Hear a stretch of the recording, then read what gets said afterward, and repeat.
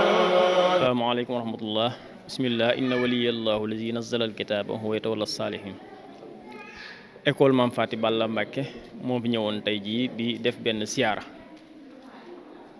njëkkee ko nag ci barabu Sëriñ Mbacké Bousso nga xam ne barabu ñaanukaay la ñëpp xam nañ ko moo taxoon tey ñu ñëw fi ci di siyaare présenté nañ barab yi fi nekk ñaan nañ fi bi ñuy ñëw daje nag suñu Omar dama ko woowul ma maa ngi ci fekk ma barab Sëriñ Mbacké Bousso kon loolu tawfeex la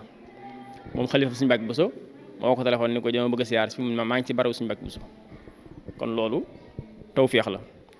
mu yóbbante ñu li ngeen fi ñaan leen ko gis kon nag dal na xel fii mu ngi nii mooy Sëriñ Mbacké Bousso ngi nii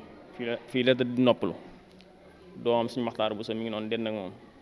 ñi des ñëpp Sëriñ Njaañaa ngi nii soxna Roq yaa ngi nii soxna Xari yaay Sëriñ Moodu Bousso ak Sëriñ Mulaay ñu ngi noonu Sëriñ Baaxeer Bousso moo nekk fee ak Sëriñ Moodu Xareek Sëriñ Ibra ak Sëriñ Ibra Baaxeer mi nga xam ni sëtu Sëriñ Mbacké Bousso la moom it fi la nekk kon ñoo fi nekk